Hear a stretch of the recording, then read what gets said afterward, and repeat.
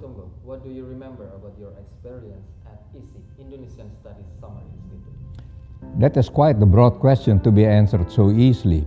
But there is one thing that hallmark Indonesian Studies Summer Institute.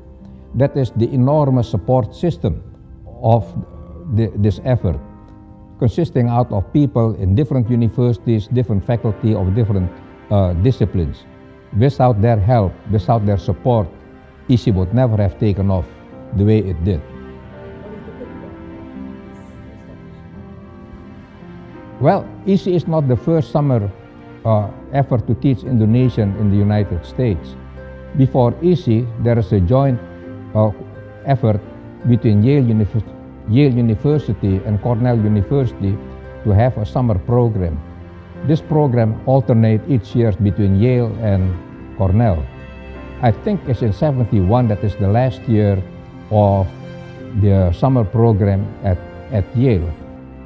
I was already teaching both at Yale and at Cornell in the summer months. So I got the idea that maybe Wisconsin can take it over.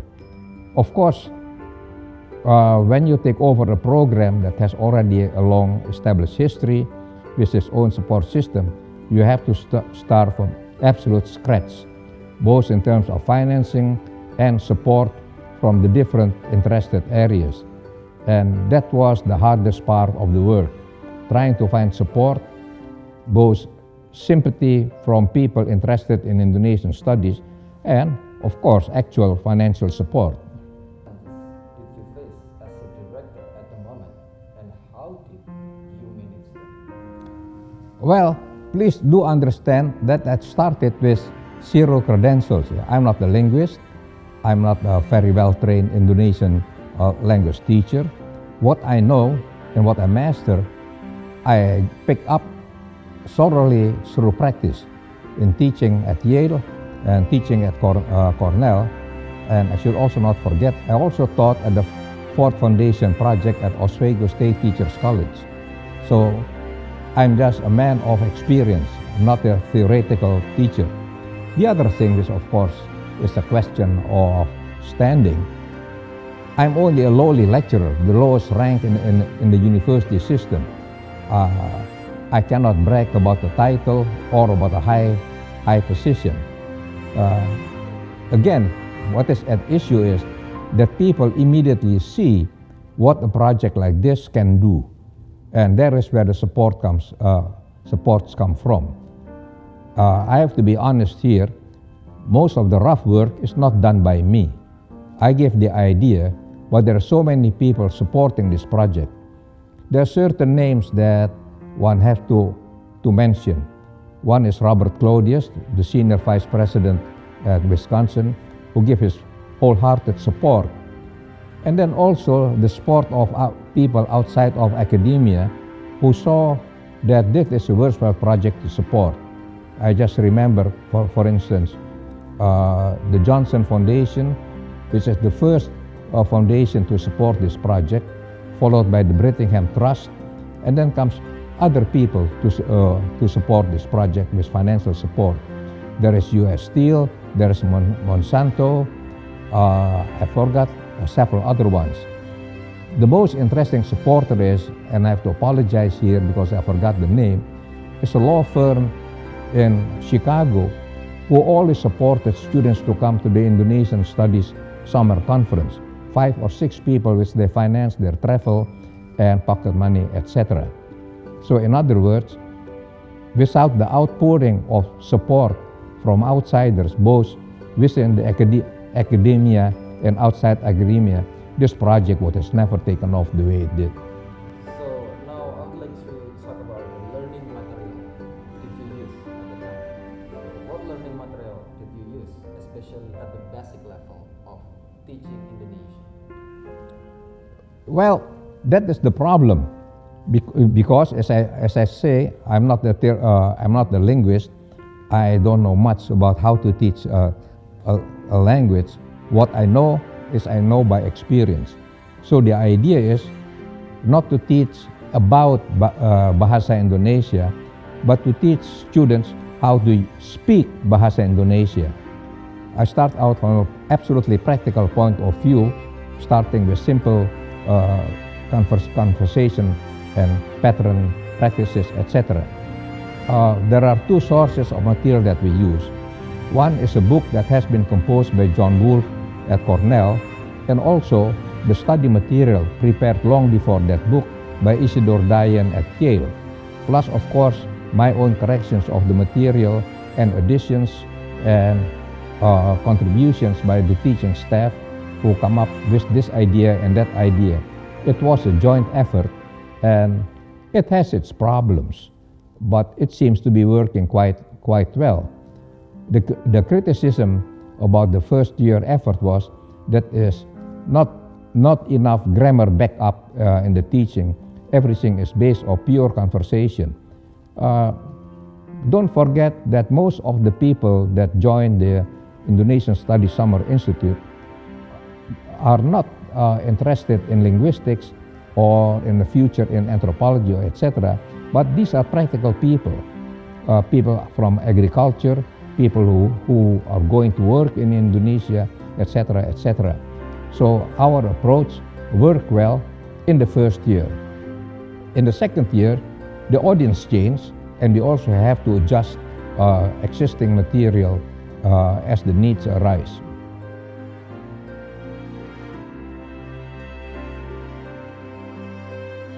Here is one development that is completely unexpected, certainly unexpected by me. I have a few students who already spoke a bit of Bahasa Indonesia. They've lived in Indonesia or they've studied before, either at the previous summer courses or quite on their own. And whatever we have in the first year is no longer enough. Most of them are interested in Indonesian literature and in trying to read newspapers, etc. So that is how this material is born. It does not have the format as you can see now in the finished product. It is just isolated lesson materials that I have written or put together for each session. For instance, there is John McGlynn, who is interested in literature. There is Paul Stang, who is now teaching in Australia, who grew up in Indonesia and whose Bahasa Indonesia in the Jakarta style is quite all right and demanded a different style and different approach. So that book was born out of a person by person need of material. It doesn't work, of course, if you want to make it a general textbook. So the whole thing is revamped again, was simplified, etc., etc. The book has been used quite widely, but not really for the second year, but mostly for people who are already quite advanced in Bahasa Indonesia. It needs a revamp again, but it has only seen one edition, and that's it. I'm wondering, why did you decide to move to Santa Cruz? And what happened with Madison after you left? Well, I don't really know why I moved, to be honest. Maybe 10 years of icy, long winters, dark winters is enough, and I would like to find warmer places. So during one show, again at easy time, there's a big performance, and behind me, two dark figures showed up. One is Nancy Tanner, anthropologist from Santa Cruz. The other one is Stu Slagle, also an anthropologist, who tapped me on the shoulder and said, "Would you like to move to Santa Cruz?" I was rather startled. In the middle of a performance, somebody asked me to move city, but we continued the conversation. It seems very attractive. And also, I got the big fat salary raise to move to Santa Cruz. So I took it. Little do I know, of course, how much more expensive Santa Cruz is than Madison. I have a beautiful apartment in Madison overlooking Lake Monona, including electricity and hot water, was only $80. Don't ask me how much I paid for my lousy one-bedroom apartment in Santa Cruz. It was shocking. However, again, the support system of Santa Cruz is startling, and the animo for Indonesian studies. Don't forget that many students are going to who took the Indonesian course wants to go to Indonesia, sponsored by volunteers in Asia. So what they want is practical Indonesian, survival Indonesian. It's a way different approach, and it was fun teaching them. And secondly, of course, I like sailing, and I started learning how to sail a boat in the open sea. Wasn't very good. I never succeeded. One person who helped me a lot also want to take Bahasa Indonesia. Let me say something here, and I'm not going to tell names. He did not manage to speak Indonesian, but even though he's a top-notch instructor in sailing, I never managed to sail a sailboat in the bay. So we are both not successful, but we sure have a good time doing whatever we're trying to do. An important thing in Indonesian studies summer. Well, strange enough, if you ask me what was the greatest success of the EC program, it is actually not language teaching at all. But EC managed to create a community, a very strong community of Indonesianists that learn how to work together. Don't forget, when EC was operational, that is during the heyday of the Vietnam War. Campuses are in turmoil, and within the EC community of the faculty members and students, there is of course pro and con the war. But when it comes to Indonesian studies, everybody close ranks, and you see one solid group of Indonesianists. And that is maybe the greatest success of it all, that people from so many universities, so many different backgrounds, and also from non-university circles work together to make EC successful. I happen to be the guy who started it all, but I certainly cannot claim the fame just to myself. So many people cooperate in making this program successful, sending students, helping raise funds, coming up with new ideas. There are two aspects of EC that people tend to forget, which is not part of the official academic program or the university program, but certainly is an integral part. One is the Indonesian Studies Summer Conference.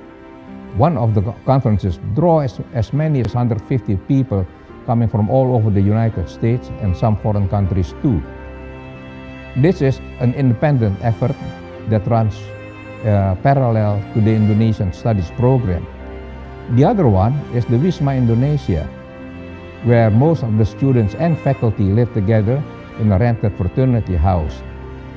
There are also Indonesian students living in the house. We all cook together. Every Friday, there is an Indonesian open house with Indonesian food prepared by the Indonesian students, and also with the help of the ladies in the Indonesian community. It's open to the public. That too was quite something.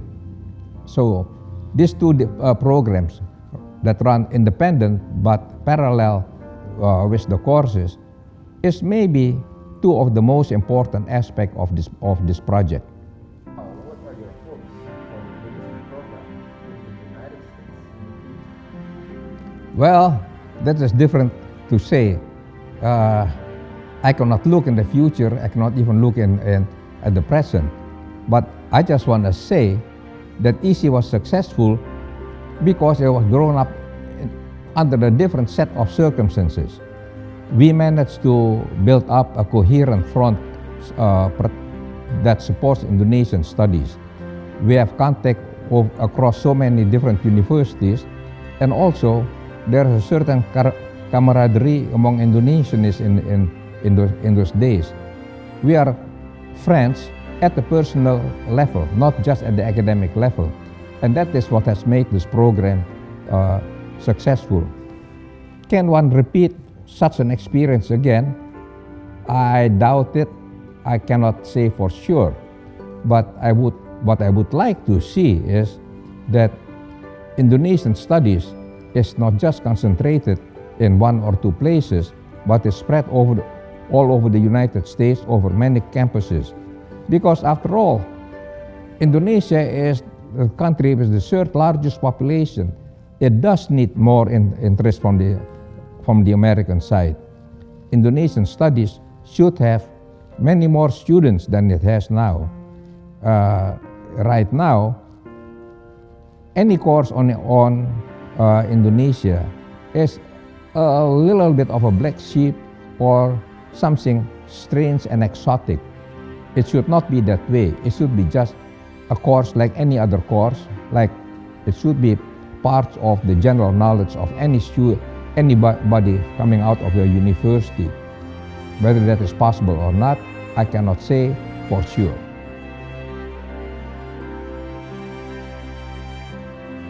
Anything else? Well, I've lost contact with Indonesians in America, with the exception of one or two persons. I do not know much anymore about what is going on in America, but I'm always willing to help out. I'm always willing to answer questions, and of course, I'm always willing to accept any invitation to come to the United States. Thank you.